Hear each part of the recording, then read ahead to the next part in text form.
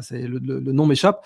Mais bon, tu te confesses en public, quoi. Donc, il y a un côté comme ça, culturellement, D'accord. où la CIA déclassifie des trucs, mais des trucs de dingue. Tu sais, du genre, mais attends, les complotistes avaient raison, vous avez vraiment fait ça, ça. Ouais, on l'a fait.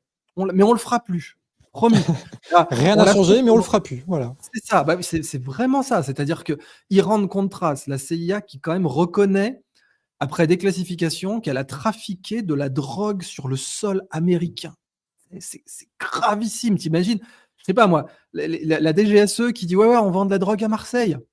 Pas de problème. Ouais, il y a des gens qui sont morts d'une overdose à cause de nous et on s'en est servi pour armer des milices fascistes contre les sandinistes au Nicaragua. Ils te l'admettent et le pire dans tout ça, c'est Bien qu'ils sûr. disent: «Ah oui, on a dit que c'était faux pendant 30 ans».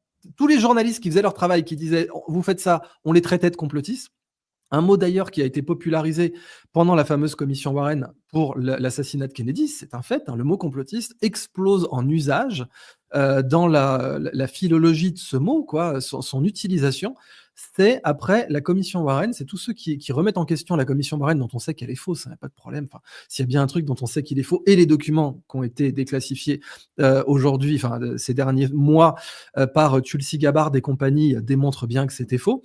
Bah, ce mot complotiste, il était utilisé et donc c'est du terrorisme intellectuel. D'ailleurs, dans les documentaires que j'ai cités, Eyes Wide Open, il montre le début de l'opération Mockingbird. Donc l'opération Mockingbird, c'est l'opération par laquelle le patron de la CIA des années 70, si je me trompe pas, reconnaît tranquillement qu'il infiltre les rédactions des grands journaux. Et il appelle même les éditorialistes qu'il contrôle, c'est Jukebox. Il les appelle ses Mighty Wurlitzer. Wurlitzer, c'est une marque de jukebox. Donc, à l'époque où tu mettais une pièce et tu avais un disque, tu choisissais la musique, quoi. Et voilà, ils appellent, je ne sais pas ce que ce serait l'équivalent aujourd'hui, mais Mighty Spotify, quoi. Il appelle des journalistes qui sont censés être indépendants, mais qui sont contrôlés par la CIA, c'est Mighty Wurlitzer. Donc là, et nous, il y a eu des cas similaires. Je sais que vous, par exemple, le Canard, vous avez été littéralement agressé par Conspiracy Watch, qui a dit que vous étiez complotiste. Alors, on sait qu'eux, aujourd'hui, ils sont grillés, plus personne Avec les prend au l'affaire sérieux. Marianne et compagnie, il n'y a pas que ça, C'est mais ça, surtout avec ça. le fonds Ouais, Marianne, exactement. bien sûr.